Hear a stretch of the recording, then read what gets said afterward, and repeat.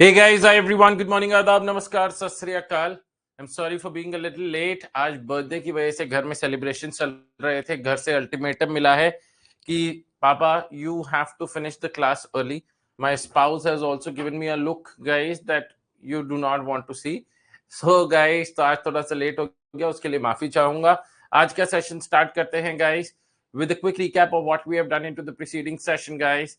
और पिछले सेशन में हम लोगों ने एक नया चैप्टर चालू किया जिसका नाम है सप्लाई अंडर जीएसटी।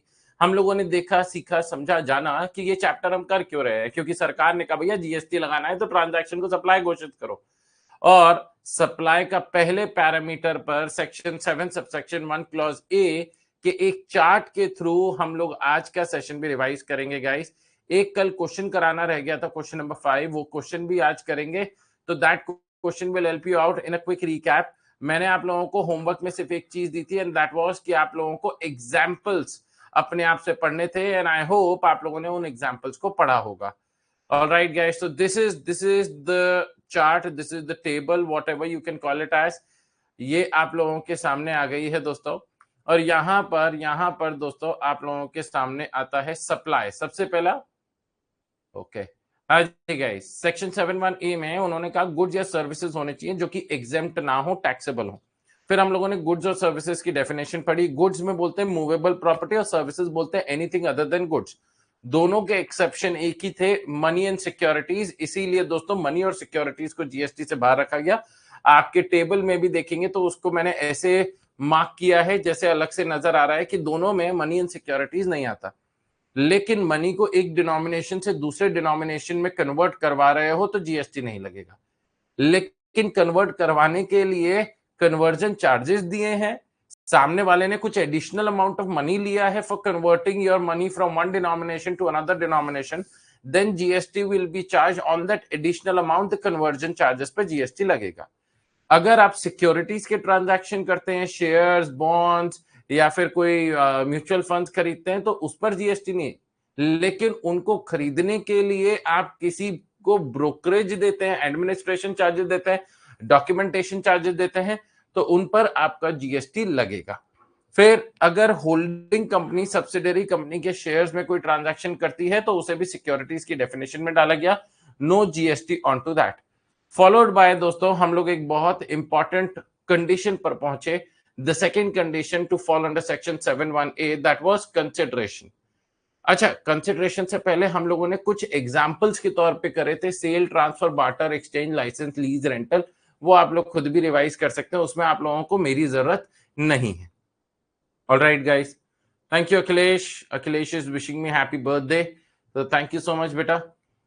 कंसिडरेशन दोस्तों आपको रेसिपिएंट से मिल सकता है या एनी अदर पर्सन से भी मिल सकता है। It can be in money और इन काइंड। हाउएवर दो चीजों को कंसिडरेशन में नहीं माना जाएगा, पहला सब्सिडी बाय गवर्नमेंट एंड दूसरा रिफंडेबल डिपॉजिट। लेकिन अगर आपका deposit amount is used against a particular goods और सर्विसेज, देन उस पर जीएसटी लगेगा। जैसे मैंने कल एग्जांपल में भी दिया था कि जो रिफंडेबल डिपॉजिट था एक प्रॉपर्टी का, जिसमें से आखिरी महीने का रेंट सिक्योरिटी डिपॉजिट में से माइनस किया गया दोस्तों, तो in that case, in that scenario, जो आखिरी महीने का रेंट है उस केस में वहां पर जीएसटी लग जाएगा।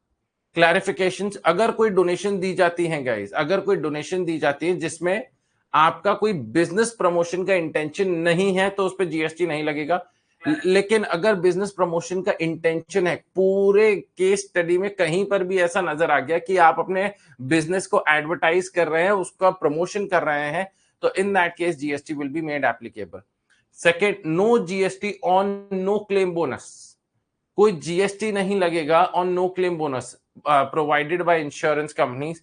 मैंने आप लोगों को बताया था कि इसमें कोई इंसान अगर क्लेम नहीं मांग रहा है तो वो इसलिए नहीं मांग रहा है क्योंकि उसने गाड़ी नहीं ठोकी। और गाड़ी ना ठोकना ये सामने वाले के लिए कोई कंसिडरेशन थोड़े ना है।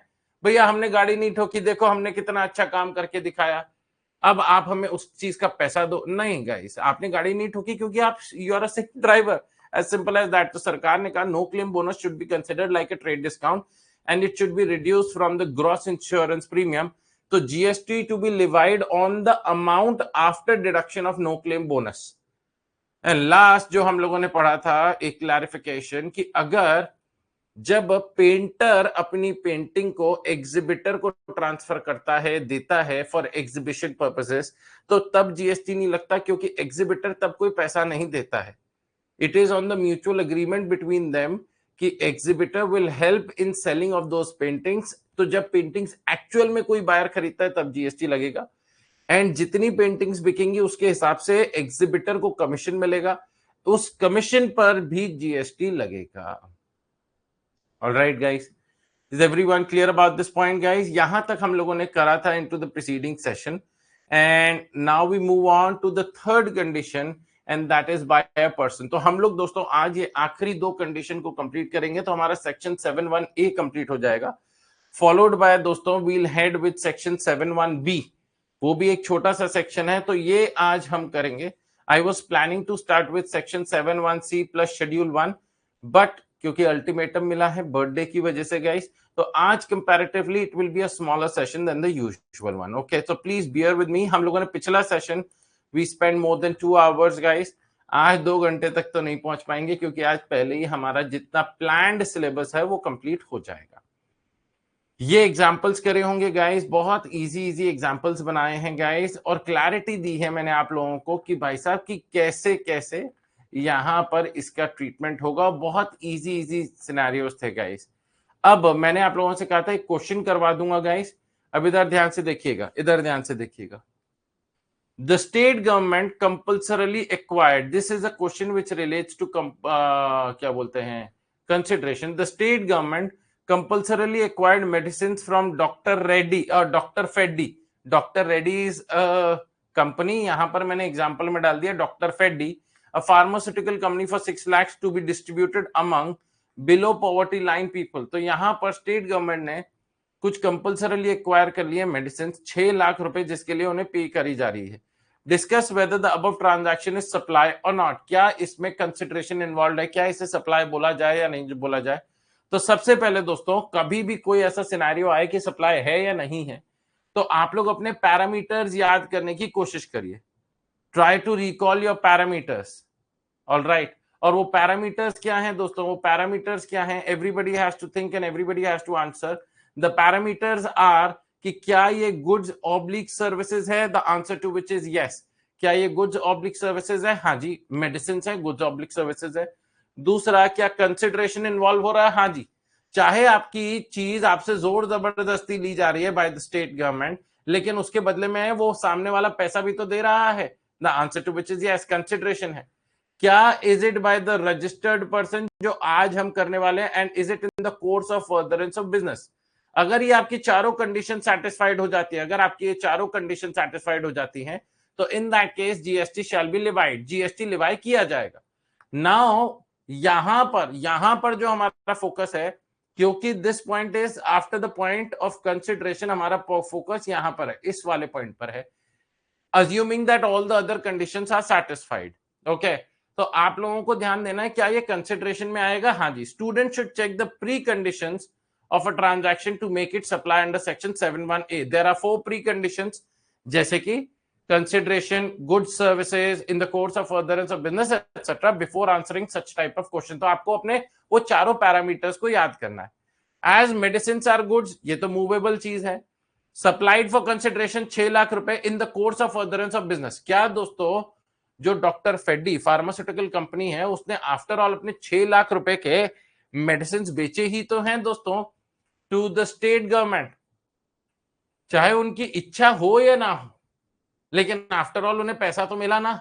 कई बार दोस्तों गवर्नमेंट आपकी चीजें कंपल्सरली एक्वायर करती है। As medicine are goods supplied for consideration in the course of furtherance of business, even if compulsorily acquired, satisfies all the prerequisites to make it a supply. Therefore, such a transaction is supply and GST shall be levied. क्या इस transaction पर GST levied किया जाएगा? हाँ जी। आप ये नहीं कह सकते हमारे से हमारी दवाइयां जोर जबरदस्ती ली जा रही हैं। स्टेट गवर्नमेंट कहती है भैया भले के लिए तो ले रहा हूं ना, गरीब आदमी के हैं, और तुम्हारे को फ्री में थोड़े ना बोल रहा हूं देने के लिए, पैसा दे रहा हूं मैं तुम्हें। तो जस्ट बिकॉज तुम्हारी इच्छा नहीं है, लेकिन क्या इस पे जीएसटी लगेगा? हाँ जी, जीएसटी लगेगा। आ जाओ guys, the third precondition guys, the third precondition आ जाओ भाई। A supply to attract GST, a supply to attract GST should be made by a taxable person. What do you mean by taxable person? A person who is registered under the GST law or a person who is liable for registration under the GST law. आप दोस्तों normally सोचो, मैं अपने spouse के साथ, let's say मैं आपका होस्टर दोस्त राठी, मैं अपनी वाइफ के साथ दोस्तों रोड साइड, ध्यान से देखिएगा, रोड साइड मोमोज खाने चला गया। ओहो सर, सुबह सुबह मोमोज की बातें कर रहे हैं, मुंह में पानी आ गया। मैंने कहा हाँ, मैं मोमोज खाने चला गया। अब वाइफ ने कहा भैया 1 प्लेट पनीर लगा देना। मैंने कहा ठीक है, अच्छा पनीर प्रोटीन, हाँ वेरी गुड। उसके बाद उन्होंने पाव भर चटनी ले ली। मैंने कहा क्या कर रही हो, पेट 1-2 दिन क्या बाथरूम में रहने का प्लान है, वॉशरूम में ही रहने का प्लान है? अरे तुम चिंता मत करो, मेरी एपेटाइट बहुत है। पाव भर चटनी मैं इसलिए ले रही हूँ क्योंकि अगला प्लेट मुझे वेज का लेना है, उसके बाद मुझे चीज एंड कॉर्न का लेना है। मैंने कहा 3-4 दिन आगे व्रत है क्या, जो आज ही इतना खा रही हो? ऊंट थोड़ी ना हो कि यहाँ खाना बैठा लोगी। कह रहे घर जाना है कि नहीं जाना है तुम्हें, या यही रहना है मोमोज वाले भैया के पास? मैंने कहा नहीं, खिलाओ खिलाओ खिलाओ भैया, खिलाओ इन्हें। मैडम ने 1 प्लेट के बाद दूसरी प्लेट के बाद तीसरी प्लेट। अब दोस्तों उन्होंने क्या करा, टोटल हमारा बिल आया 300 रुपए का बिल आया दोस्तों, बिल आया 300 रुपए का दोस्तों, 300 रुपीज का। सुबह सुबह ही चांदी हो गई मोमोज वाले की। अब मैडम मेरे को ऐसे करती है, मैंने कहा अब क्या इच्छा है, अब क्या चटनी भी घर ले जाना चाहती? कह रहे नहीं, बात सुनो, इन्हें ना ऐसा लग रहा है मोमोज वाले भैया ज्यादा पढ़े लिखे नहीं है। मैंने कहा अच्छा तो? कह रहे देखना ये जीएसटी चार्ज नहीं करेंगे, इन्हें पता ही नहीं होगा जीएसटी क्या है। चुप रहना, तुम ज्यादा मत बोलना, हाँ धीरे से बोल रही हूँ, ज्यादा मत बोलना। अब मोमोज वाले भैया वहीं बगल में खड़े हुए थे, कह रहे मैडम मेरा तो पता नहीं कि मैं कितना पढ़ा लिखा हूं या नहीं, लेकिन आपका कंफर्म हो गया कि आप ज्यादा नहीं पढ़ी लिखी। मैंने कहा मैडम, कहती है अच्छा ऐसा क्यों बोला भैया? कहती मैडम मैं जीएसटी में रजिस्टर्ड इंसान नहीं हूं। मैडम आंखें खुली की खुली, कह रहे आपने सारी बात सुन ली? हाँ। कहते हैं जीएसटी में रजिस्ट्रेशन करवाने के लिए आपका जो टर्नओवर है वो एक पर्टिकुलर लिमिट से ज्यादा का होना चाहिए, और उस टर्नओवर लिमिट को मैंने अभी तक क्रॉस नहीं किया है। कह रहे हैं भैया आपको इतनी जानकारी कैसी है? कहते हैं भैया ऐसे करते हैं 4। कहते हैं आप 4 प्लेट खाते हो मोमोज? मैडम 4 अटेम्प्ट दिए हैं मैंने भी, सीए इंटर, वो मैं ज्यादातर खाता पीता ही रहता था, पढ़ाई में ध्यान नहीं देता था, तो इस वजह से मेरा थोड़ा ना गड़बड़ा गया। यहाँ बच्चे कह रहे हैं अरे राठी जी बस शुभ शुभ बोलो भैया, जो मोमोज खाते हैं बच्चे वो आज से मोमोज ही छोड़ देंगे खाना। हाँ जी। This was only for fun purposes guys, okay. So तो उन्होंने बताया कि अगर एक इंसान रजिस्टर्ड होता है अंडर द जीएसटी लॉ, और अ person who is liable for registration, जिसकी थ्रेशोल्ड लिमिट क्रॉस हो जाती है a particular limit जो कि 10 lakhs, 20 lakhs and 40 lakhs है for different categories of goods or services and depending upon the state that you are trading into, तो सरकार ने कहा आपको रजिस्ट्रेशन करवाने की जरूरत तभी पड़ती है when you cross these limits और when you fall under section 24, जो आप आगे देखेंगे कंपलसरी रजिस्ट्रेशन के सिनेरियो में, तभी आपको जीएसटी चार्ज करना है। इसीलिए जब आप रोड साइड वाले भैया के यहाँ गोलगप्पे, आइसक्रीम या दोस्तों मोमोज वगैरह खाते हैं तो वहां पर जीएसटी नहीं लगता, लेकिन अगर आप यही मोमोज किसी होटल में जाके खाएं तो वो जीएसटी चार्ज करेगा। गोलगप्पे दोस्तों अगर आप रोड साइड वाले के यहाँ खाएंगे तो वो जीएसटी चार्ज नहीं करता, लेकिन वही गोलगप्पे अगर आप हल्दीराम्स जाकर खाएंगे या किसी अच्छे शॉप पे जाके खाएंगे तो वो जीएसटी चार्ज करेगा, बिकॉज जो बाहर रोड साइड वाला बैठा है वो जीएसटी में रजिस्टर्ड नहीं है, और जो अंदर एसी में बैठ के आपको गोलगप्पे खिला रहा है वो जीएसटी में रजिस्टर्ड है। तो one of the condition is कि जो इंसान सप्लाई कर रहा है, जो इंसान इन गुड्स को, इन सर्विसेज को दे रहा है, वो इंसान रजिस्टर्ड होना चाहिए। अब वहां मैडम फिर बिखर गई। अब अगली बार गोलगप्पे खाने के लिए वो किसी मॉल की दुकान में चली गई या किसी बड़े उसमें चली गई, हल्दीराम्स वगैरह में चली गई। अब उन्होंने जीएसटी चार्ज किया, मैडम बिखर गई। मैंने कहा अब क्या हुआ है, आपको सूजी वाले चाहिए थे या आटे वाले दे रहे? कह रहे नहीं चाहिए तो मुझे सूजी वाली थे और सूजी वाली दे रहे हैं। तो मैंने कहा आप किस बात का कलेश हो रहा है? कह रहे अरे यार आप सुन नहीं रहे हो, ये जीएसटी चार्ज कर रहे हो। ये कल याद है भैया बाहर थे, 300 रुपए के मोमोज खा गए लेकिन उन्होंने 1 रुपए जीएसटी नहीं लिया, ये जीएसटी चार्ज कर रहे हैं। मैं उनको बोल रही हूँ मैं जीएसटी में रजिस्टर्ड नहीं हूं, नहीं हूं, नहीं हूं। मैंने कहा ए देवी थोड़ा साइड होना, हर जगह बेइज्जती कराती हूँ। सप्लायर जो गुड्स दे रहा है, जो सर्विसेज दे रहा है, वो रजिस्टर्ड होना चाहिए। जो खा रहा है वो नहीं होना चाहिए। आप खाने पे ध्यान दो ना यार, जीएसटी का छोड़ दो मेरे ऊपर, मैंने पढ़ाई कर रखी है जीएसटी की, मैं संभाल लूंगा। कह रहा अच्छा बता दो, आते आते वो चटनी ले आना। मैंने कहा लो भैया लाल वाली चटनी देते ना, मीठी वाली चटनी, थोड़ा तो मीठा मीठा बोले। तो उन्होंने कहा भैया आपके लिए पाव भर एक्स्ट्रा पैक कर देंगे, घर पे भी आप फांकी देते रहना अपनी बीवी को। हाँ जी गाइस इधर देखिएगा, कहते हैं a supply to attract GST should be made by a taxable person. Taxable person mean a registered person and shall include a person liable for registration. मतलब जिसकी थ्रेशोल्ड लिमिट क्रॉस हो गई, या तो मैं पहले से ही रजिस्टर्ड था, या फिर दोस्तों जैसी मेरी लिमिट क्रॉस हो जाएगी I will become a person liable for registration, कि अब मुझे रजिस्ट्रेशन करवाना पड़ेगा। सरकार मुझे 30 डेज का टाइम पीरियड देती है to get registered under the GST law. That is a person who has cross threshold limit of 40 lakhs, 20 lakhs और 10 lakh रुपीज। यह लिमिट एक आगे चैप्टर है रजिस्ट्रेशन अंडर जीएसटी, उसमें देखेंगे। However, the restriction of being a taxable person is only on the supplier, whereas the recipient जो goods receive कर रहा है, जो services receive कर रहा है, can either be taxable or non-taxable person। मतलब recipient registered हो unregistered हो इससे कोई फर्क नहीं पड़ता। ये जो requirement है, जो प्री कंडीशन है, that the supplier should be a taxable person। आइए guys, it is important to note, ये भी अच्छा पॉइंट है, that it is not a necessity that supply should be from one person to another person. Even supplies made to self are also taxable। आप खुद को services दे रहे हो, खुद को गुड्स दे रहे हो सर, वो भी टैक्सेबल है।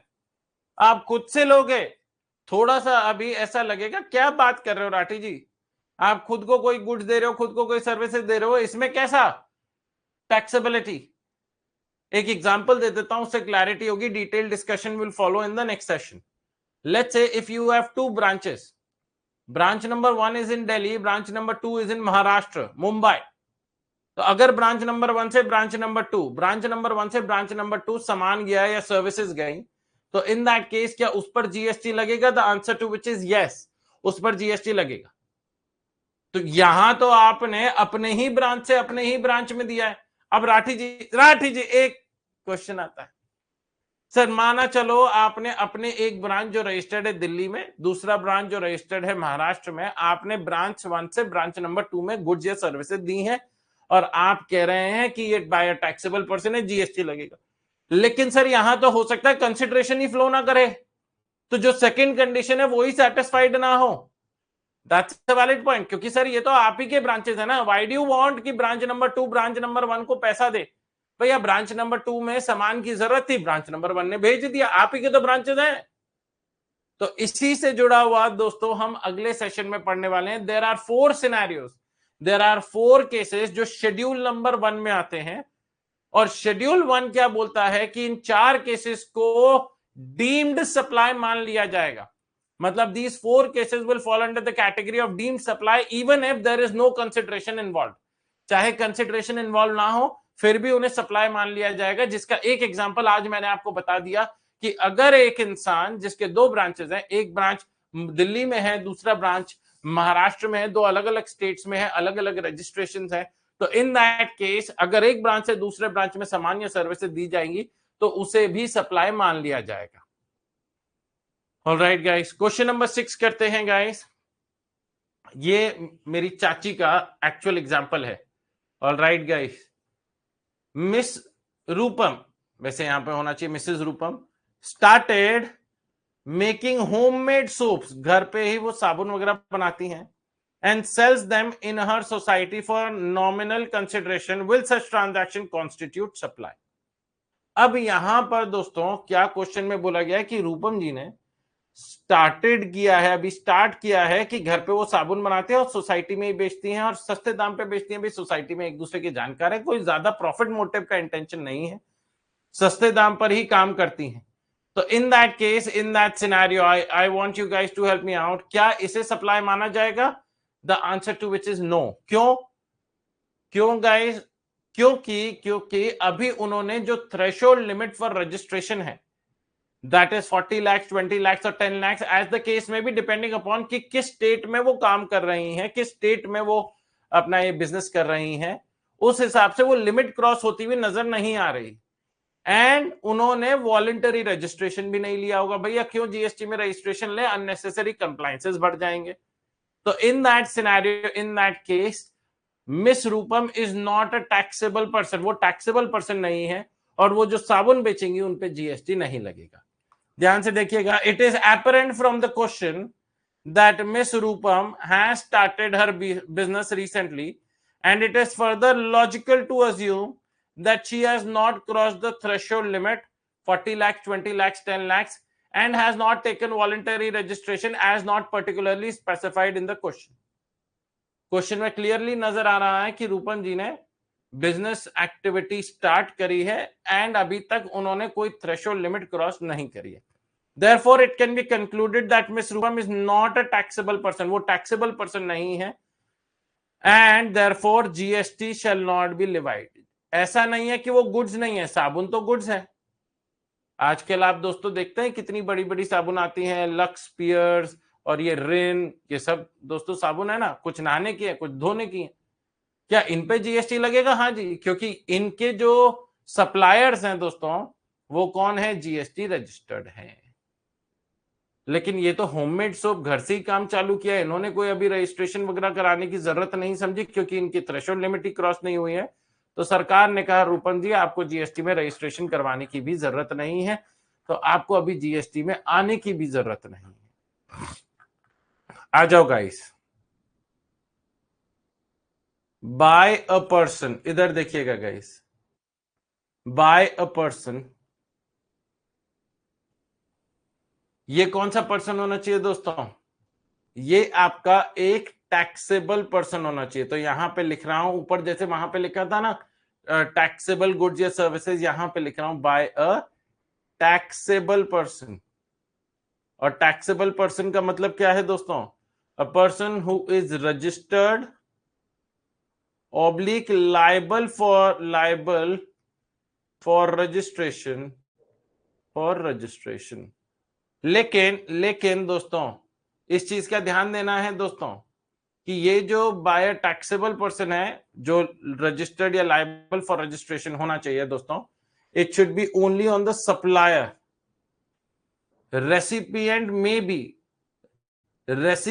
में बी रजिस्टर्ड और अनरजिस्टर्ड। तो ये कंडीशन, या मैं ऐसे बोलूंगा दोस्तों, only for supplier, only for supplier. Alright guys, और इसके आगे लिख भी दो दोस्तों, so that if there is any confusion whatsoever, तो आप लोगों का दोस्तों वो दिक्कत खत्म हो जाए। एक सेकेंड यहाँ पे देखिएगा, मैं एक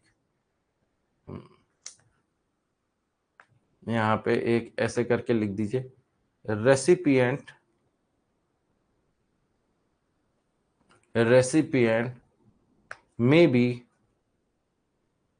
may be registered oblique unregistered.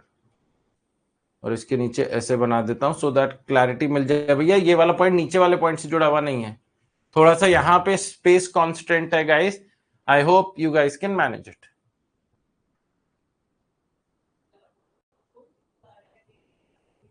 Alright guys, चलो जी, moving on guys to the last parameter of section 71A, the last parameter of section 71A which is in the course of furtherance of business। अब मैं दोस्तों आप लोगों के सामने पहले एक एग्जाम्पल फॉर्म करूंगा और मैं जानना चाहूंगा दोस्तों कि क्या आप उस एग्जाम्पल को in the course of furtherance of business मानेंगे या नहीं मानेंगे। And then I will come up with the clarifications and make you understand what this point is trying to convey to us. Okay guys, आइए इधर आइए guys, everybody in the course of furtherance of business.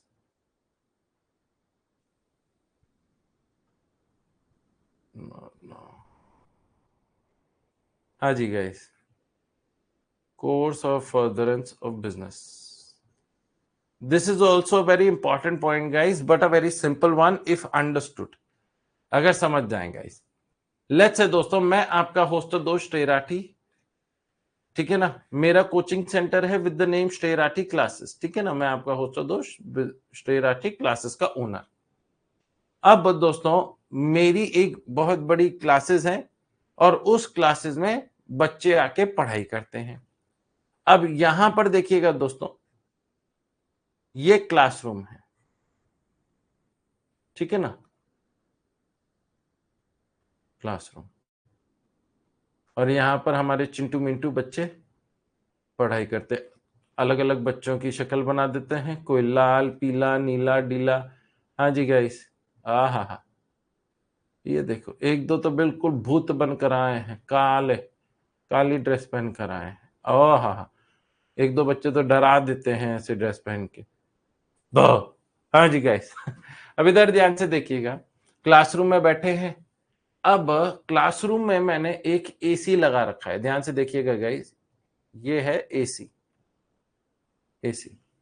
लेकिन ये AC बार बार बिगड़ जाता है, ध्यान से देखिएगा दोस्तों, ये एसी बार बार बिगड़ जाता है, खराब हो जाता है। Now my question to you guys is, जब ये एसी बार बार बिगड़ जाता है, खराब हो जाता है, तो मैं रिपेयर करा करा के थक गया था। मैंने कहा यार इस एसी को बेच देते हैं, इस एसी को भैया जितने का बिकेगा बिक जाएगा, 2 4 5 हजार जो मिले मिल जाए, पुराना एसी था, फिर नया एसी ले लेते हैं।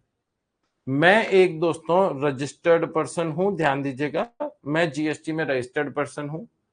मैंने जब ये एसी खरीदा था, ध्यान से देखिएगा, ये मैंने परचेज किया था, मैं आपको ये भी बता दूं, परचेज किया था इन 2020, जब इसकी वैल्यू, इसकी परचेज प्राइस मेरे लिए लेट्स से 40,000 रुपीज की थी।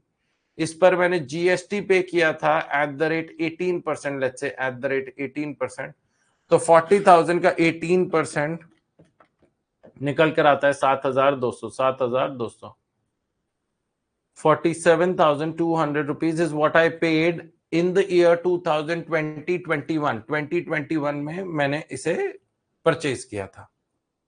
ऑलराइट गाइस, जब शॉपकीपर ने मेरे को बेचा, ध्यान से देखिएगा, मैंने तो इलेक्ट्रॉनिक्स की शॉप से परचेज किया होगा ना, मैंने कहां से परचेज किया होगा, नया था तो मैंने तो इलेक्ट्रॉनिक्स की शॉप से परचेज किया था दोस्तों। तो इलेक्ट्रॉनिक्स की दुकान वाले के लिए ये एसी बेचना ही उसका काम है, तो उसके लिए तो इन द कोर्स और फर्दरेंस ऑफ बिजनेस माना जाएगा। हाँ जी, और उसने फिर इसी बात पे जीएसटी भी लगाया। 4 कंडीशन सेटिस्फाइड होनी चाहिए, गुड्स है, गुड्स या सर्विसेज या बोथ होनी चाहिए। हाँ जी गुड्स है, कंसिडरेशन इन्वॉल्व है, हाँ जी मैंने पैसा दिया। क्या ये रजिस्टर्ड पर्सन है, इलेक्ट्रॉनिक सप्लायर, जो इलेक्ट्रॉनिक्स वाला दुकान वाला है, हाँ जी वो रजिस्टर्ड पर्सन था, बड़ी दुकान थी। और चौथा, is it in the course of furtherance of business, हाँ जी भैया उसका तो काम ही इलेक्ट्रॉनिक्स का सामान बेचना, तो उसने जब बेचा तो उसने मेरे पर जीएसटी चार्ज किया। But now my question to you guys is कि जब ये एसी बार बार इन द ईयर 2025-26, जो हमारे लिए ईयर रेलेवेंट है, ये बार बार एसी बिगड़ता था दोस्तों, तो I decided to call off the AC, भैया इसको हटाओ, बेचो, इसको बेचेंगे तभी कुछ काम बनेगा दोस्तों। तो मैंने डिसाइड किया कि भैया इसे डिस्कार्ड किया जाए, डिस्कार्ड कर दो, और जो भी पैसा मिले, मैं तो कहता हूं 2,000 रुपए भी मिले तो 2,000 का बेच दो। तो मैंने इसे डिस्कार्ड किया, एक कबाड़ी वाले को बुलाया दोस्तों, और मैंने कहा कबाड़ी वाले भैया तुम ही ये एसी ले जाओ। उसने वेट वगैरह किया, कह रहे राठी जी 3,000 रुपए दूंगा। मैंने कहा वाह भैया, मैं तो 2,000 की उम्मीद कर रहा था, तू 3,000 दे रहा। हाँ, ले जाओ। तो डिस्कार्ड कर दिया दोस्तों, एंड मुझे इस एसी के लिए कबाड़ी वाले भाई ने 3,000 रुपए दिए। अब my question to you guys is, क्या इस पर दोस्तों जीएसटी लगेगा या नहीं लगेगा? This is what my question is, and every one of you will have to answer. सबको आंसर करना है, क्या इन 3,000 रुपए पर, क्या इस पर जीएसटी लगेगा या नहीं लगेगा? This is what my question is. ये 3,000 रुपए पर जीएसटी लगेगा या नहीं लगेगा? क्या जब मैं कबाड़ी वाले भैया को दूंगा तो मैं इस पर क्या जीएसटी चार्ज करूंगा या नहीं करूंगा? इस पर क्या मैं 18% जीएसटी लगाऊंगा या नहीं लगाऊंगा? अज्यूमिंग कि rate of GST on air conditioner is 18%, क्या इस पर दोस्तों, इस पर @GST @18% लगाया जाएगा या नहीं लगाया जाएगा? तो 3,000 रुपए का 18% निकालते हैं 540। क्या मैं 3,000 रुपए लूंगा या 3,540 रुपए लूंगा? This is what my question is. हाँ जी guys, Akhilesh saying no and everybody else is also saying no. The answer to which is yes. Example ऐसा बनाया because I wanted you guys to go wrong, क्योंकि एक बार कहते हैं ना, गलती करा हुआ बच्चा ना हमेशा याद रखता है। हाँ जी, जीएसटी लूंगा मैं इस पे जीएसटी लूंगा। नाउ माय क्वेश्चन एवरीबडी, हाँ जी, everybody has to answer me. Why sir, आप इस पे जीएसटी क्यों लेंगे? आप इस चीज का बिजनेस थोड़ा ना करते हैं, आपका काम है कोचिंग क्लासेस, आप इस चीज का बिजनेस तोड़ना करते हैं। दोस्तों, इन द कोर्स और फर्दरेंस ऑफ बिजनेस, इसका लिटरल इंटरप्रिटेशन कई बार बच्चे ले लेते हैं कि आप जिस चीज का काम करेंगे उसी चीज पर जीएसटी लेंगे। इन द कोर्स और फर्दरेंस ऑफ बिजनेस का अगर आप इसे वो करें ना दोस्तों, ब्रेकअप करें, तो इन द कोर्स ऑफ बिजनेस मतलब अगर ये आपके बिजनेस में यूज हो गया, अगर आपने इसे एज अ बिजनेस एसेट भी दिखा दिया। मुझे आप बताओ दोस्तों, अब मैं आपको बेसिक अकाउंटिंग के थ्रू समझाऊंगा गाइस कि what do you mean by in the course of furtherance of business. Let's say जब मैंने इस एसी को परचेज किया था, anybody who can help me out, जब मैंने इस एसी को परचेज किया था इलेक्ट्रॉनिक्स वाली को दुकान से 2021 में, तो मैंने क्या जर्नल एंट्री पास करी होगी?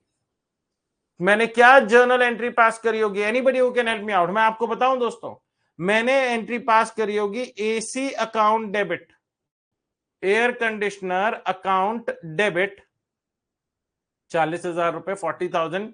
ये मेरा एसेट है, ये मेरा एसेट है, बिजनेस का एसेट, और इसे मैंने अपने बैलेंस शीट में रिफ्लेक्ट किया होगा। जीएसटी पेड अकाउंट डेबिट, मैंने जीएसटी भी पे किया जिसका मैं आईटीसी लूंगा, इनपुट टैक्स क्रेडिट लूंगा। ये मेरा बिजनेस एसेट है 7,200 का, 7.2 के, इसका मैंने आईटीसी क्लेम किया होगा। टू बैंक, मैंने पैसा दे दिया दोस्तों, बैंक से अपने डेबिट कार्ड निकाला और पैसा दे दिया, तो मेरे बैंक से पैसा कट गया 47,200 rupees.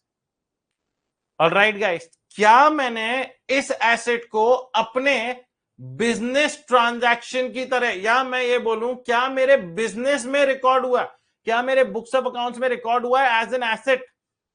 The answer is yes. Is it personal? अच्छा दोस्तों, नेक्स्ट क्वेश्चन, अगला पॉइंट। अब एक और एसी खरीदा था लगभग सेम टाइम 2020-21 में, लेकिन एक एसी मैंने घर में लगवाया, बिजनेस में नहीं लगवाया, अपने क्लासरूम में नहीं लगवाया। एक एसी, ध्यान से देखिएगा दोस्तों, ये मैं एक घर बना देता हूं दोस्तों, बहुत इंटरेस्टिंग कंसेप्ट है ये गाइस, बहुत इंटरेस्टिंग कंसेप्ट है। और मैंने एक एसी गाइस यहां पे लगाया, एक एसी मैंने यहां लगाया घर में, और सेम वैल्यू का 2020-21 में। तो जब मैंने घर में एसी लगवाया दोस्तों, जिसकी वैल्यू 47,200 रुपीज ही थी, तो मैंने इसकी क्या जर्नल एंट्री पास करी होगी गाइस जब एसी घर में लगा? सर घर में लगा तो ये तो पर्सनल नेचर का हो गया, करेक्ट। मैं अपने बुक्स ऑफ अकाउंट्स में इसे क्या रिकॉर्ड करूंगा? सर पर्सनल नेचर की चीज जब अपन बुक्स ऑफ अकाउंट्स में रिकॉर्ड करते हैं तो ड्रॉइंग्स का नाम बोलते हैं। सुपर। तब आपने अपनी बुक्स ऑफ अकाउंट में एसी तो नहीं लिखा होगा ना, तब आपने क्या लिखा होगा दोस्तों? Drawings account debit. ध्यान से देखिएगा,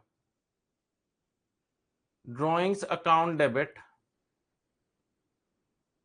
क्या आपको इनपुट टैक्स क्रेडिट मिलेगा फॉर एन एसेट जो पर्सनल पर्पस के लिए यूज हो रहा है? नहीं।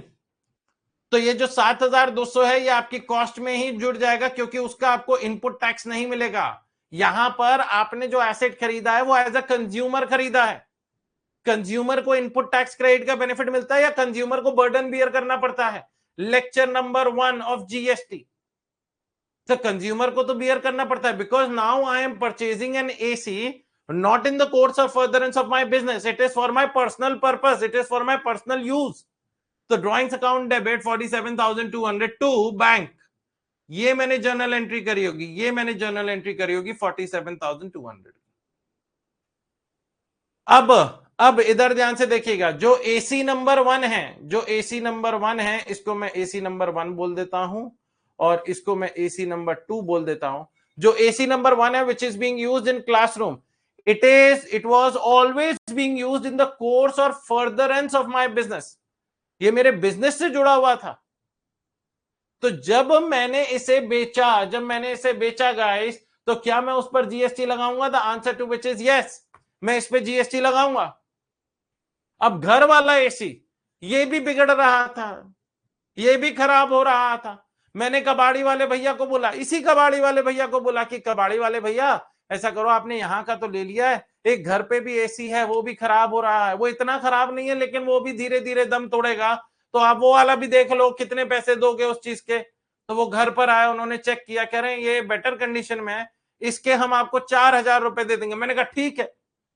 अब उन 4,000 पर क्या जीएसटी लगेगा या नहीं लगेगा? उन 4,000 पर जीएसटी नहीं लगेगा। इसको भी दोस्तों मैंने अगर डिस्कार्ड कर दिया, इसको भी मैंने अगर डिस्कार्ड कर दिया और इस पर मेरे को 4,000 रुपए दिए, तो इस पर क्या जीएसटी है? इस पर क्या जीएसटी है? The answer to which is no, इस पर आपका जीएसटी नहीं है। इस पर सिर्फ आपको 4,000 रुपए ही लेने हैं, आपको ज्यादा नहीं लेने हैं। क्यों? क्योंकि ये वाला AC it was never in the course और फर्दरेंस ऑफ बिजनेस। जब मैंने इस एसी को परचेज किया तो मैंने उसे अपना बिजनेस एसेट या बिजनेस स्टॉक नहीं दिखाया था। मैंने उसको अपने बुक्स ऑफ अकाउंट्स में कैसे रिकॉर्ड किया कि ये तो मेरा पर्सनल ट्रांजैक्शन है, ये तो मेरा पर्सनल ट्रांजैक्शन है। Everyone clear about it? तो सर अब हमें कैसे finally, if you want to conclude कि कब माना जाए in the course of furtherance of business और कब ना माना जाए in the course of furtherance of business, तो उस चीज का ध्यान रखिएगा। Anything other than personal is in the course of furtherance of business. एक लाइन में मैंने पूरा बड़ा सा सेक्शन को समअप कर दिया।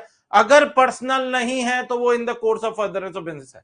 जब आपने उस सामान को खरीदा और आपने उसको ड्रॉइंग्स की तरह दिखाया, आपने उसे ड्रॉइंग्स की तरह दिखाया, वो पर्सनल नेचर का हो गया, उसके बेचने पर, उसको आगे ट्रांजैक्ट करने पर जीएसटी चार्ज नहीं करा जाएगा।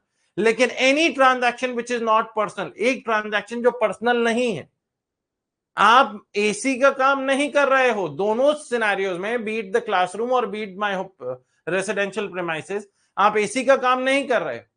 लेकिन क्योंकि क्लासरूम वाला आपका एक बिजनेस एसेट था, वो आपके बिजनेस में यूज हुआ, आपने बिजनेस करते वक्त, आपने बच्चों को पढ़ाते वक्त उस एसी को ऑन ऑफ किया है, आपके बिजनेस में यूज हुआ है, उसे इन the course of furtherance of business बोलते हैं।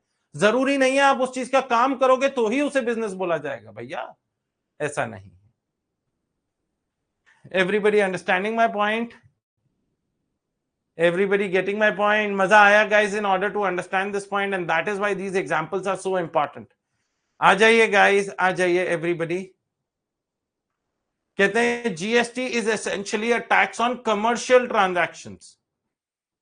Hence, only those transactions that are in the course of furtherance of business qualify as supply under GST. Resultantly, any transaction in personal capacity, अगर कोई personal capacity में है, shall be outside the scope of GST, जिसके लिए transaction. Sir if ITC available to GST add नहीं होता है इन PPE, अगर आपको आइटम जिस पर जीएसटी का बेनिफिट मिल रहा है वो कॉस्ट में, मतलब आईटीसी का बेनिफिट मिल रहा है, जीएसटी का आईटीसी मिल रहा है, तो वो कॉस्ट में ऐड नहीं होगा, और जिसमें आईटीसी का बेनिफिट नहीं मिल रहा है वो कॉस्ट में ऐड हो जाएगा। बिल्कुल सही अखिलेश बेटा। Next, for example, Priyanka sold her old gold bangles and earrings to Aditya Raj jewellers. ध्यान से देखिएगा, प्रियंका ने अपने ओल्ड गोल्ड बैंगल्स बेचे, कुछ पैसों की जरूरत थी, उन्होंने अपने बैंगल्स बेच दिए, या काम नहीं आते थे बैंगल्स बेच दिए। अब क्या आप लोग बताइए, क्या ये प्रियंका की जो ओल्ड गोल्ड बैंगल्स हैं, क्या ये उनके लिए एक पर्सनल एसेट है या नहीं है? आज हमारी मम्मी, स्पाउस, दीदी, इनके पास जो ज्वेलरी रहती है, क्या ये पर्सनल नेचर की है, बिजनेस नेचर की है? सर ये तो पर्सनल नेचर की है, मम्मी लॉकर में दबा दबा के रखती है। बिल्कुल सही बात है। तो अगर इनके जरूरत आने पर बेचे जाने पर क्या जो आपको पैसा मिलेगा आप उस पर जीएसटी चार्ज करेंगे? The answer is no. Sale of old gold jewelry by an individual to a jeweler will not constitute supply, as the same cannot be said in the course or furtherance of business of the individual, क्योंकि ये तो उनका personal asset है. Like AC, like jewelry. Like AC, like jewelry. आप jeweller की दुकान से खरीदते हैं, आप तनिष्क पे जाते हैं, मालाबार ज्वेलर्स पे जाते हैं, रिलायंस ज्वेल्स पे जाते हैं, अलग कल्याण ज्वेलर्स पे जाते हैं. वहां जाकर अगर आप खरीदते हैं तो वो आपसे जीएसटी चार्ज करते हैं, क्योंकि वो उनके लिए इन the course of furtherance of business है. हमें देखना है जो इंसान सामान या सर्विसेज दे रहा है क्या उसके लिए course of furtherance of business है या नहीं है. तो जब आप किसी दुकान में जाते हैं तो जीएसटी चार्ज होता है, लेकिन आप घर पर बैठे हुए हैं, आपको पैसों की जरूरत पड़ी, आपने डिसाइड किया कि भैया मैं अपनी 4 साल 10 साल 20 साल पुरानी वाली ज्वेलरी बेचकर आज पैसा उठा लेता हूं क्योंकि पैसों की जरूरत है, तो आप उस पैसे पे जीएसटी चार्ज नहीं करेंगे क्योंकि आपके लिए पर्सनल है वो. दोनों ट्रांजैक्शन में जब एयर कंडीशनर्स भी खरीद रहे थे, खरीदा तो हमने इलेक्ट्रॉनिक्स वाले से ही ना, तो इलेक्ट्रॉनिक्स वाला जब सप्लायर था उसके लिए इन the course of furtherance of business है. इलेक्ट्रॉनिक्स वाले को क्या फर्क पड़ता है कि एसी आप हॉल में लगाओ, क्लासरूम में लगाओ, किचन में लगाओ, घर पे लगाओ, रूम में लगाओ, बाथरूम में लगाओ, उसे कोई फर्क नहीं पड़ता. लेकिन जब आपने एसी की बात करी तो क्या आपके लिए AC in the course of furtherance of business था या नहीं था, ये डिसाइड करना था. ऑलराइट गाइस, अब आते हैं दोस्तों बिजनेस की definition, section 2 clause 17, which is a big definition. हम लोग इसे रीड आउट करेंगे, लेकिन उससे ज्यादा हमारे लिए इस क्या बोलते हैं सेक्शन की कोई इंपॉर्टेंस नहीं है गाइस. इधर ध्यान से देखिएगा, सिर्फ रीड आउट करना है, क्योंकि इन्होंने बताया कि भैया बिजनेस की डेफिनेशन बहुत लंबी चौड़ी है और बिजनेस इंक्लूड करके लिखा हुआ है, एक जनरल मीनिंग, एक स्पेसिफिक मीनिंग, और इसका कंक्लूजन यही निकला कि अगर कोई ट्रांजैक्शन पर्सनल ट्रांजैक्शन नहीं है तो वो बिजनेस ट्रांजैक्शन है, और अगर बिजनेस ट्रांजैक्शन है तो जीएसटी लग जाएगा. This is the fourth condition of section 71A. आ जाओ भाई. Business section 2 clause 17, business includes general meaning any trade, commerce, manufacture, profession, etc., whether or not with the motive of earning profits, चाहे आपका intention profit earn करना हो या ना हो, and shall include any activity incidental, connected and ancillary to such trade, commerce, etc. Further, volume of activity कि भैया रोज काम करना पड़ेगा. Frequency, continuity of business is also irrelevant. अगर आपने 2 दिन का भी बिजनेस किया है तो वो in the course of furtherance of business में आएगा. Even occasional transaction shall be considered as business, as long as it is not personal, it is always business. ये जनरल मीनिंग है. स्पेसिफिक में कहा कि भैया specific inclusions in business, supply और acquisition of goods in connection with commencement और closure of business, that is a transaction of sale of goods or fixed assets after the closure of business shall be considered within the scope of business. Facilities provided by club, association, society to its members. For example, club, association, society provides benefits in the form of sports facilities, restaurant facility, banquet hall, library, etc. for consideration, जिसमें वो maintenance charges में लेते हैं. जैसे मैं एक society में रहता हूं and they charge me every month maintenance charges, तो क्या उस पर जीएसटी लगेगा? हाँ जी, because that is in the course of furtherance of business of the society. The supplier कौन है? Society. Admission to any premises for consideration, आप movie देखने जा रहे हो, अम्यूजमेंट पार्क जा रहे हो, कोई मॉन्यूमेंट देखने जा रहे हो, ताजमहल देखने जा रहे हो, आपके लिए पर्सनल होगा, आप अपने परिवार के साथ गए, आपके लिए चेक नहीं करा जा रहा है, रेसिपिएंट के लिए चेक नहीं करा जा रहा है, सप्लायर ऑफ सर्विस के लिए चेक किया जा रहा है. तो everything is a business transaction if it can not be concluded that it is a personal transaction from the point of view of the supplier.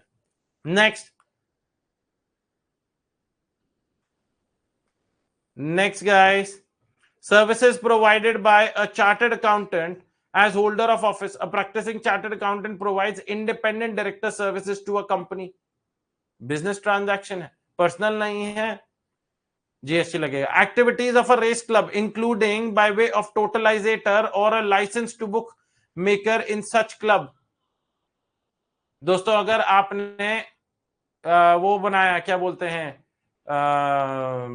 Race club खोला है, उसमें आप टिकट्स वगैरह बेचते, सब घोड़ों पे पैसा बेटिंग वगैरह होती है, सब जीएसटी अंडर है, कोई पर्सनल नहीं है. Any activities by government, local authorities as public authorities. Example Sachin Prasad the famous cricketer. ये एक नॉर्मल एग्जाम्पल है दोस्तों, it has nothing to do with this point. ये एग्जाम्पल ना नीचे लिखा जाना चाहिए था. Sales auction its bats and t-shirts and uses the money received in charitable activities. Auction of bats and t-shirts qualify as supply even though it is a one time occurrence. लेकिन अगर सचिन प्रसाद जी ये बोल दें कि भैया ये मेरा पर्सनल चीज है, तो जीएसटी नहीं लगेगा. हम ये मान के चल रहे हैं कि ये पर्सनल नहीं. ऑलराइट गाइस, अगर वो बोल दें कि ये पर्सनल चीज है तो जीएसटी नहीं लगेगा. आ जाओ guys. Reliance Foundation is providing food at the rate 5 rupees per meal and education to poor children at the rate 25 rupees per month as a part of charity. Discuss whether the above transaction is supply or not. दोस्तों यहां पर इनका कोई motive नहीं है profit earn करने का, तो इस वजह से जीएसटी ना लगाया जाए. नहीं सर, ऐसा नहीं बोला. अगर सरकार द्वारा एग्जेम्पशन मिल जाएगी तो बात अलग है. अगर सरकार द्वारा एग्जेम्पशन मिल जाएगी तो बात अलग है दोस्तों. Alright guys, otherwise everything is business. यहां पर क्या कोई पर्सनल ट्रांजैक्शन लग रहा है? नहीं. वैसे भी ये जो ऑर्गेनाइजेशंस होती हैं, foundation, trust, companies, firms, LLP, local authority, जितने ट्रांजैक्शंस करती हैं इसमें कोई पर्सनल नहीं होता. ऑलराइट गाइस, तो in this scenario, in this case guys, क्या जीएसटी चार्ज किया जाएगा? हाँ जी, until less they are specifically exempted. हाँ, चैप्टर नंबर 5 में बोल दिया गया कि अगर एक ट्रस्ट द्वारा दिए गई कुछ सर्विसेज एग्जेम्प्ट है तो एग्जेम्प्ट है. फिर वो even though all the 4 conditions are satisfied, मतलब चाहे गुड्स और सर्विसेज क्यों ना हो, कंसिडरेशन क्यों ना हो, बाय अ रजिस्टर्ड पर्सन क्यों ना हो, इन the course of furtherance of business क्यों ना हो, फिर भी सरकार उन्हें माफ कर रही है तो कर रही है. लेकिन अभी तक हमने चैप्टर नंबर 5 नहीं पढ़ रखा तो हम नहीं जानते. तो एज लॉन्ग एज गाइस यहां पर सिर्फ स्टिकिंग टू दिस पॉइंट, आप लोगों को लगेगा सर गरीब इंसान से भी आप जीएसटी ले रहे हो सकता है चैप्टर नंबर 5 में माफ कर दिया जाए, लेकिन मैं यहां पर आपको चैप्टर नंबर 5 नहीं, मैं तो चैप्टर नंबर 2 ही पढ़ा रहा हूं. तो any transaction with the motive of welfare of society, that is no intention to earn profits in any case, does not escape from GST. आप जीएसटी से नहीं बचते. As the term business includes any trade, commerce, manufacture, profession, whether or not with the motive of earning profits, such transactions involving nominal charges shall be liable to GST. इन पर भी GST लगेगा. However, if such food and education services were provided free of cost, अगर free में दे दिया तो consideration involved नहीं है, और consideration involved नहीं है दोस्तों, then one of the parameters, one of the preconditions of section 71A is not satisfied, फिर कोई जीएसटी नहीं लगेगा. इसके आगे भी लिखा जाना चाहिए, further if such transaction has been specifically exempted then also GST shall not be levied. Alright, students are advised not to write the whole definition of business. आज तक आई भी नहीं है. In case of in a case study, right only that portion which relates to the case study. All right, guys. So, finally, it's time for us to conclude. Finally, it is time for us to conclude the chart, guys. अभी खैर section 71A से ये chart complete हुआ है. इसी chart में दोस्तों मैं आप लोगों का करवाऊंगा शेड्यूल 1 ऑल्सो, जो कि कंसिडरेशन का एक्सेप्शन होगा. सेक्शन 71B ऑल्सो, जो इन the course of furtherance of business का एक्सेप्शन होगा. 71B तो हम आज ही कर लेंगे. आइए गाइस, तो इधर देखिए, इन the course of furtherance of business, इसका सिंपल लैंग्वेज में लिखेंगे एनी ट्रांजैक्शन. ध्यान से लिखिएगा guys, any transaction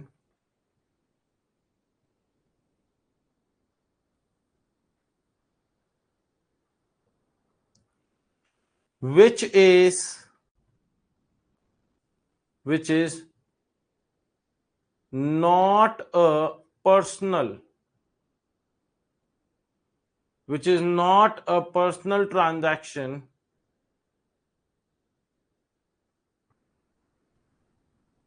is in the course or is in the course or furtherance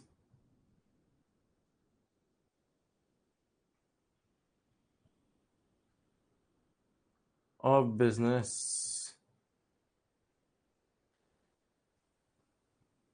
alright guys, any transaction, मैं साइड में हट जाता हूं दोस्तों, आप लोग इसे देख पाएंगे।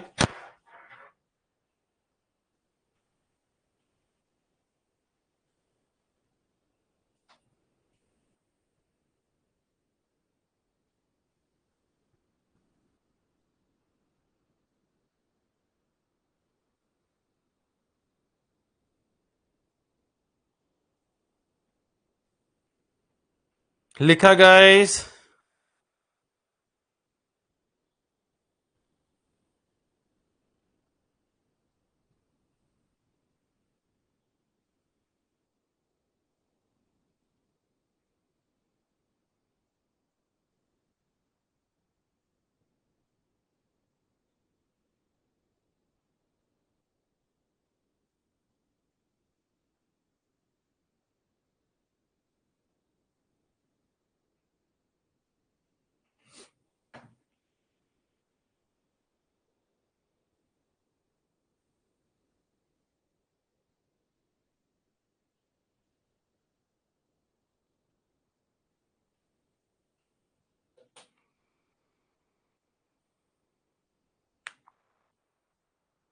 लिखा everyone, done done done done, so that we can now move forward. ये चार्ट, ये टेबल में अब किसी का भी इनकम्प्लीट नहीं रहना चाहिए guys, in any form whatsoever.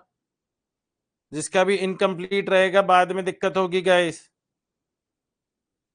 Incomplete नहीं रहना चाहिए। डन, चलो जी आ जाओ भाई,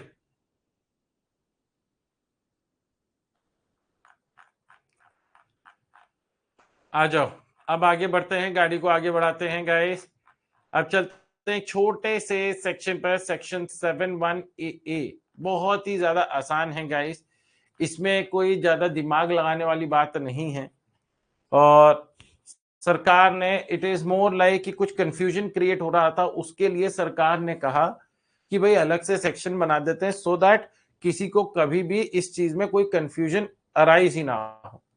सेक्शन 7(1)AA, तो सप्लाई की जो डेफिनेशन है वो सेक्शन 7(1)A पे कंक्लूड नहीं होती। 7(1)A की सारी कंडीशन सेटिस्फाई होने पर तो उसे सप्लाई माना ही जाएगा।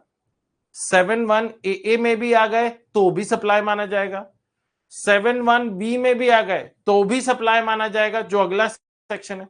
7(1)C प्लस शेड्यूल 1 में आ गए तो भी सप्लाई माना जाएगा। तो अगर आपको ध्यान हो दोस्तों, अगर आपको ध्यान हो तो जब हम लोगों ने शुरुआत करी थी, जब शुरुआत करी थी यहां पर देखिएगा, तो 7(1) के दोस्तों कुछ सबसेक्शन थे। 1A, एक और आ गया दोस्तों AA, छोटा सा है दोस्तों, BC।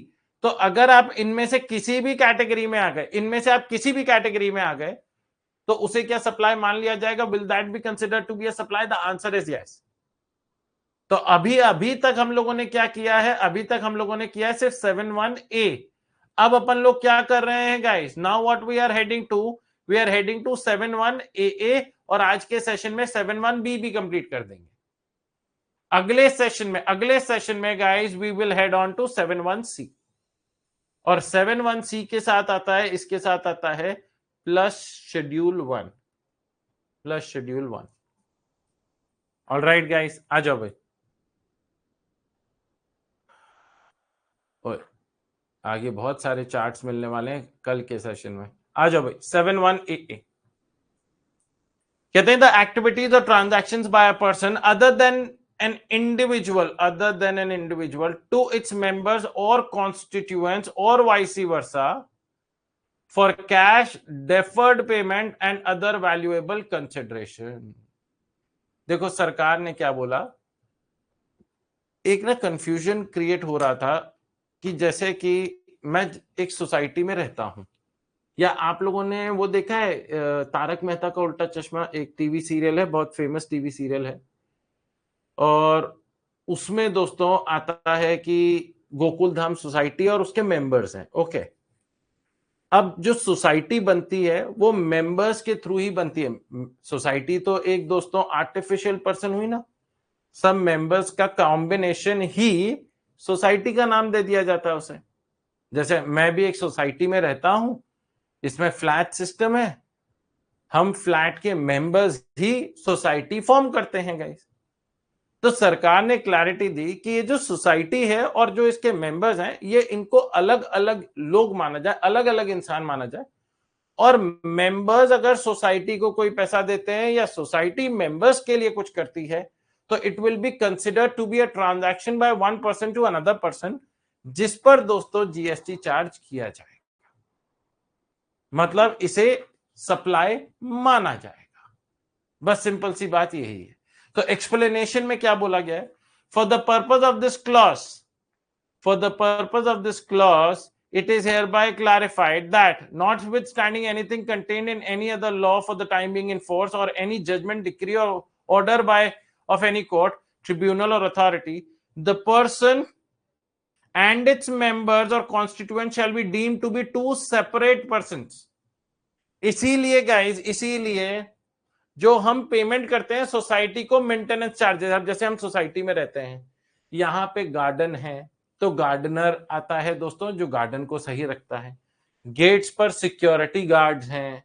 मेन एरिया में जहां पर हम वॉक वगैरह कर सकते हैं, गार्डन में लाइट्स वगैरह लगी हुई हैं, स्विमिंग पूल है, जिम्नेजियम है, स्क्वॉश कोर्ट है, बैडमिंटन कोर्ट है, टेनिस कोर्ट है, इन सब की सफाइयां होती हैं।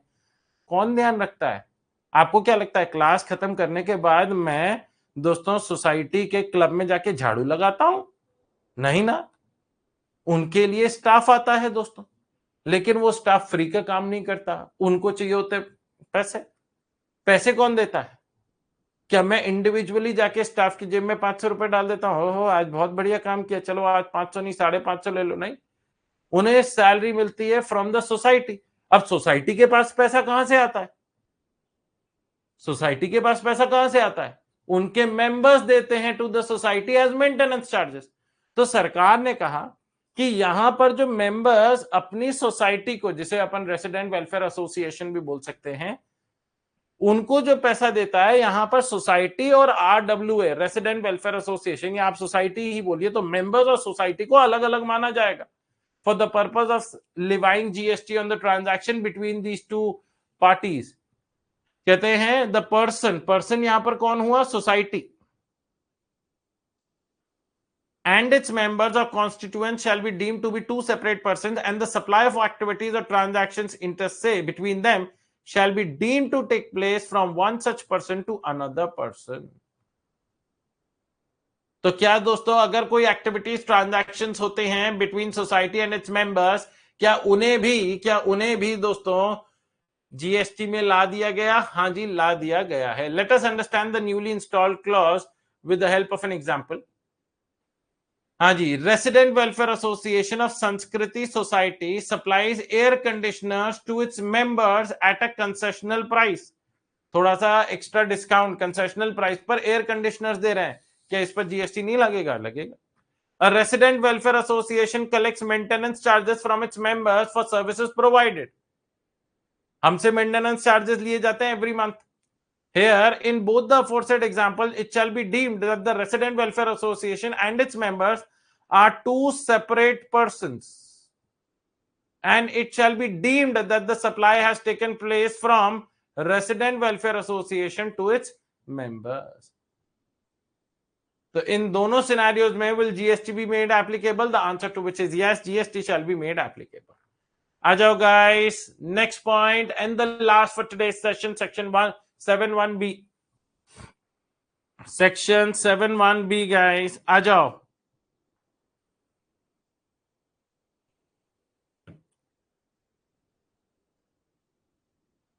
Supply includes importation of services for a consideration whether or not in the course of furtherance of business. Oh guys, ये अब हम उसी चार्ट में जाएंगे दोस्तों, इसको अलग से लिखने की जरूरत नहीं है, इसको अलग से लिखने की जरूरत नहीं है।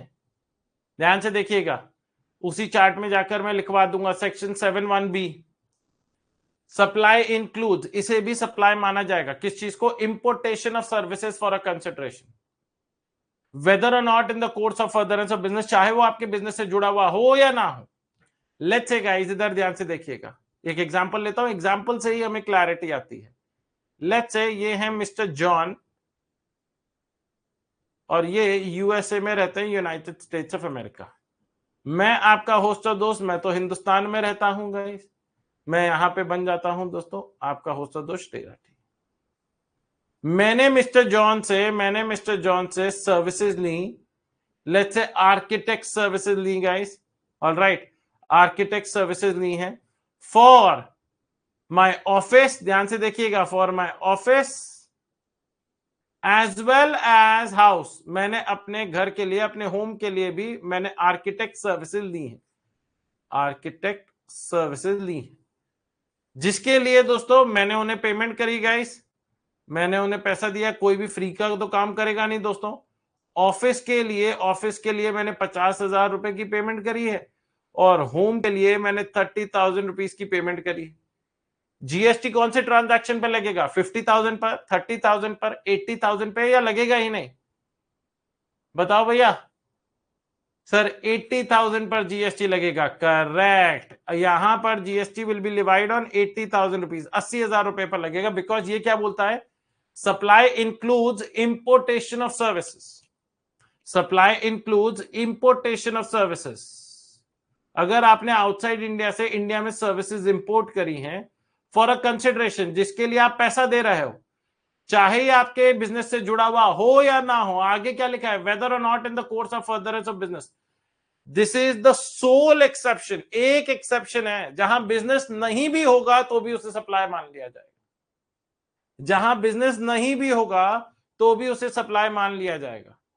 कहते हैं this is the only exception, एक ही एक्सेप्शन है guys, this is the only exception to the general rule of supply being in the course of furtherance of business. Normally every transaction should be in the course of furtherance of business, तो ही आपका वो supply की category में आता है, लेकिन उसका सिर्फ एक एक्सेप्शन है, मतलब बिजनेस नहीं भी होगा तो भी उसे पॉइंट सप्लाई मान लिया जाएगा। पहला, such exception applies only to services, क्योंकि क्लियरली लिखा हुआ है supply includes importation of services, goods नहीं है, not goods. And consideration is still a necessity, पैसा अभी भी देना पड़ेगा, बिना पैसे दिए काम नहीं बनेगा दोस्तों। मतलब अगर मिस्टर जॉन ने हिंदुस्तान में सर्विसेज दी मेरे को और मैंने उनको बदले में पैसा नहीं दिया तो 7(1)(b) अप्लाई नहीं होगा, then 7(1)(b) will not apply. Example देखते हैं, इधर ध्यान से देखिएगा गाइस, इधर ध्यान से देखिएगा। Mister Ashish has been receiving interior designing services for his residential house from mister Tony Stark located in London, UK at an agreed consideration for $25,000। $25,000 के लिए उन्होंने इंटीरियर डिजाइनिंग सर्विसेज ली। Such importation of service for consideration though not in the course of furtherance of business shall constitute supply, इसे भी क्या supply माना जाएगा? हाँ जी, इसे भी सप्लाई माना जाएगा। Everyone clear about it? Everyone clear about this point? हाँ या ना? ये तो बहुत आसान सा पॉइंट था, छोटा सा पॉइंट था गाइस। नेक्स्ट एक और एग्जांपल है, उसके बाद एक क्वेश्चन है, and then we'll go to the अपना वो टेबल, उसमें जाके इंप्रोवाइज करेंगे, वहां जाके लिखेंगे। Mister Khan purchase furniture from China. अब दिमाग में आता है सर फर्नीचर तो आपके गुड्स की कैटेगरी में आ गया, करेक्ट सर, ये हमारे गुड्स की कैटेगरी में आ गया, तो इस पर 7(1)(b) एप्लीकेबल नहीं होगा। Half of the furniture shall be utilised for business and the remaining half for personal purpose. Such a situation does not fall under section 7(1)(b) as it deals with importation of goods and not services. However, मैं आपको GK के लिए बता दूं, however, such transaction, चाहे business purpose के लिए हो या ना हो, इसे इंटरस्टेट सप्लाई माना जाएगा and leviable to IGST, leviable to IGST, इस पर आईजीएसटी अप्लाई होगा। Everyone clear about it? आ जाओ भाई। आउटसाइड इंडिया से इंडिया में वैसे भी जब आप सामान या सर्विसेज इंपोर्ट करते हैं तो क्या दोस्तों उसे इंटरस्टेट ट्रांजैक्शन माना जाता है। हमने आर्टिकल 269A में देखा था। And in order to protect the domestic manufacturers, domestic service providers, domestic traders, सरकार ने क्या करा था दोस्तों, पहले उस पर काउंटर वेलिंग ड्यूटी लगाते थे equivalent to excise duty and VAT, लेकिन क्योंकि एक्साइज ड्यूटी और वैट खत्म हो गया after introduction of GST in India, सरकार ने उसे इंटरस्टेट घोषित कर क्या हमारे डोमेस्टिक मैन्युफैक्चरर्स को अभी भी बचा लिया है? हाँ जी, बचा लिया है by implementation of IGST. Alright guys, अब इस टेबल पर दोस्तों नीचे क्योंकि ऑलरेडी पॉइंट लिखा हुआ है, मैं पॉइंट ऊपर लिख रहा हूं। आप लोगों को अपने नोट में जहां जगह मिले आप वहां पर लिख सकते हैं गाइस। इधर देखिएगा, exception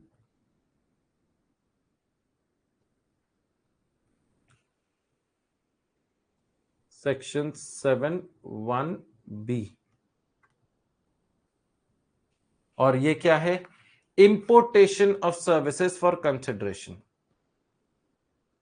importation of services plus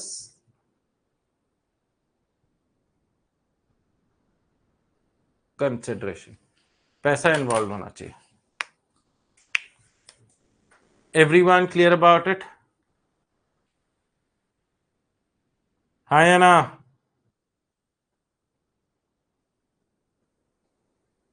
मजा आया गाइस इस पॉइंट को समझने के लिए? अभी क्वेश्चन करना बचा है गाइस, ध्यान दीजिएगा, क्वेश्चन करना बचा है। अभी क्वेश्चन करेंगे, क्वेश्चन करेंगे गाइस।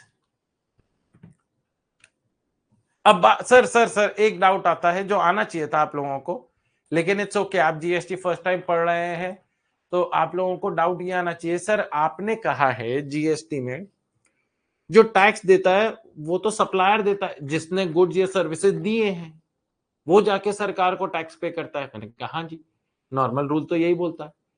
सर अगर नॉर्मल रूल यही बोलता है तो आपने जो एग्जांपल बनाया था जिसमें आपने सर्विसेज ली फ्रॉम मिस्टर जॉन जो कि यूएसए में बैठे हैं, तो हु इज द सप्लायर? यहां पर सप्लायर कौन है? सर सप्लायर तो मिस्टर जॉन है। मैंने कहा हाँ जी।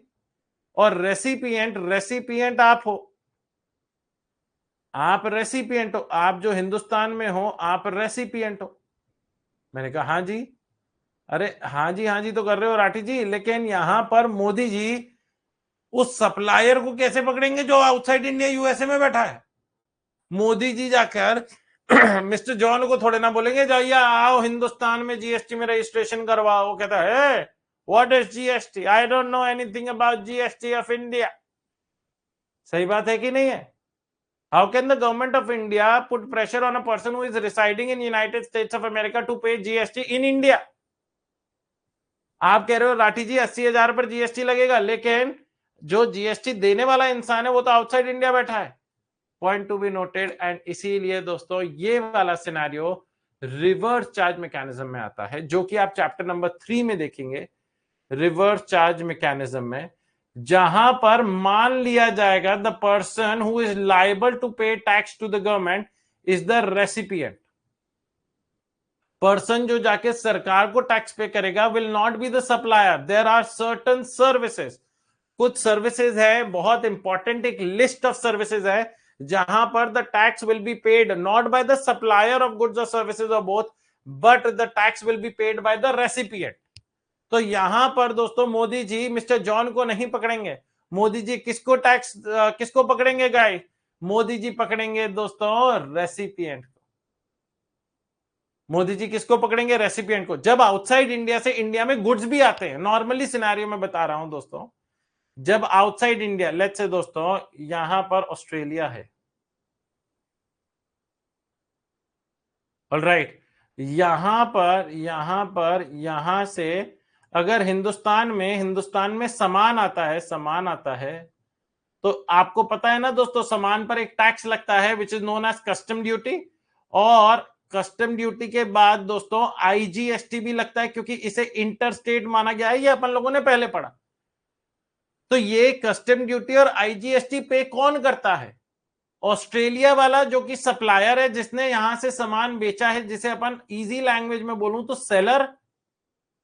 सेलर देगा नहीं गाइस, सेलर टैक्स नहीं पे करेगा। कौन पे करता है दोस्तों? रेसिपिएंट पे करता है ना, जो हिंदुस्तान में इस सामान को रिसीव कर रहा है। ऑलराइट, तो in case of importation of goods और सर्विसेज, वैसे हमारा सेक्शन बिल्कुल सही, बायर पे करता है अखिलेश, बिल्कुल सही बेटा। तो in case of importation of goods और services, section 7(1)(b categorically talks about importation of services only. लेकिन who is suppose to pay tax to the government? Is it the supplier जो आउटसाइड इंडिया बैठे हुए हैं, चाहे वो USA हो, Australia हो, या for that sake any other country, या जो हिंदुस्तान में है? मोदी जी किसको पकड़ पाएंगे? मोदी जी का कंट्रोल किसके ऊपर है? मोदी जी का कंट्रोल तो रेसिपिएंट के ऊपर होगा ना guys. Everyone clear about it? Yes और नो? समझ में आया? चलो जी गाइस, तो हम लोगों ने दोस्तों आज का सेशन कर लिया है, लेकिन एक क्वेश्चन करना बचा था दोस्तों, क्वेश्चन करना बचा था। आ जाओ, question number 8। Question number 8, mister Daewoo, a student, okay, planning to pursue his higher education in Canada, receives career counseling services from a Canadian career launcher institute for free as he was a merit holder. Discuss the consequence of this transaction. क्या इसे supply माना जाएगा under section 7(1)(b)? 7(1)(b) में क्या बोलता है? 7(1)(b) क्या बोलता है? Importation of services, importation of services for consideration, consideration होना चाहिए, यही बोलता है ना। अभी 7(1)(b) में देखा था, क्या इंपोर्टेशन ऑफ सर्विसेज हैं? क्या आउटसाइड इंडिया से इंडिया में हम सर्विसेज इंपोर्ट कर रहे हैं? हाँ जी। लेकिन क्या कंसिडरेशन है? ना जी, क्योंकि यहां पर लिखा है फॉर फ्री, कंसिडरेशन होना जरूरी था। तो 7(1)(b) तो नहीं हो सकता sir. Next, considered as 7(1)(a), क्या 7(1)(a) में माना जाएगा? बताओ भैया, क्या 7(1)(a) में माना जाएगा? पहला, क्या गुड्स और सर्विसेज है? हाँ जी। क्या कंसिडरेशन है? ना जी सर, इसमें भी कंसिडरेशन नहीं है, कंसिडरेशन नहीं है, 7(1)(a) भी नहीं माना जाएगा। Therefore the correct answer is neither considered as a supply under section 7(1)(a) nor 7(1)(b). C is the correct answer.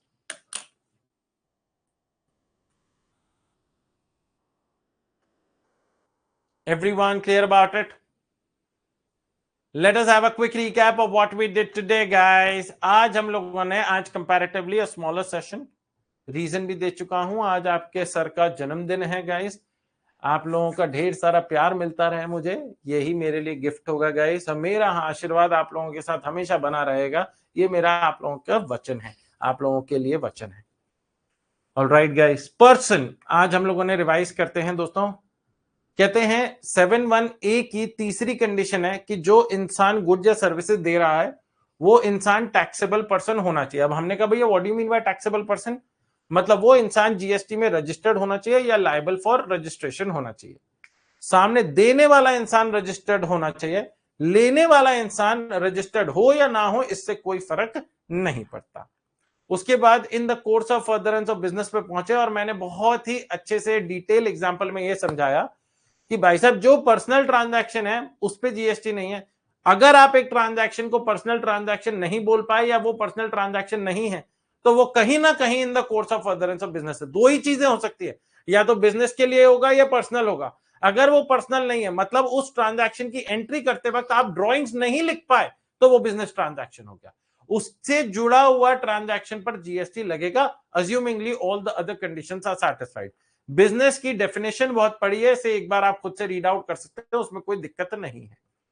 Alright guys, section 7(1)(a) इन्होंने कहा, एक नया क्लॉज इंसर्ट किया 7(1)(a) जहां बोला कि भाई साहब अगर कोई ट्रांजैक्शन किया जाता है, द एक्टिविटीज और transactions by a person other than an individual to its member और कॉन्स्टिट्यूएंट्स और वाइसी वर्सा, दोस्तों तो क्या इन्हें अलग अलग इंसान माना जाएगा? मेंबर्स और उस सोसाइटी जिसके थ्रू वो बना है, क्या उन्हें अलग अलग इंसान माना जाएगा? हाँ जी, अलग अलग इंसान माना जाएगा। And therefore guys, any transaction between them will also be considered to be supply. Last 7(1)(b) पर पहुंचे जहां बोला supply includes importation of services for a consideration. अगर आपने आउटसाइड इंडिया से सर्विसेज इंपोर्ट करी हैं जिसके लिए आप पैसा दे रहे हैं, तो कोई फर्क नहीं पड़ता वो आपके बिजनेस से जुड़ा हुआ है या नहीं है। This is the only and the sole exception in the course of furtherance of business. मतलब पर्सनल होते हुए भी इसे सप्लाई मान लिया जाएगा, लेकिन उसकी शर्त क्या है कि इंपोर्टेशन ऑफ सर्विसेज होने चाहिए, और दूसरा हम हिंदुस्तान से आउटसाइड इंडिया पैसे भेज रहे हो, पैसा भेजना जरूरी। Alright guys, everyone clear about it? And in this scenario under section 7(1)(b), the supplier will not pay tax to the government. Supplier जाके सरकार को टैक्स नहीं पे करेगा, रेसिपिएंट जाके सरकार को टैक्स पे करेगा। Detail discussion to follow in the next chapter, जो चैप्टर है चार्ज ऑफ जीएसटी, उसमें रिवर्स चार्ज मैकेनिज्म करके आता है, जहां पर जो सारे कंप्लायंस प्रोसेसेस होते हैं गाइस वो हम रेसिपिएंट के ऊपर लगा देते हैं। ऑलराइट गाइस, चलो जी आज का सेशन यहीं तक। Now we have taken care of section 7(1)(a), 7(1)(a) and 7(1)(b). मजा आया है तो press on to the like button, share it with your friends, enrol ASAP। And आप लोगों को कोई भी दिक्कत हो, कोई चीज जानकारी लेनी हो, तो you can always reach out to me on 9654367888। Okay guys, bye bye, अलविदा and take care and see you in the next session.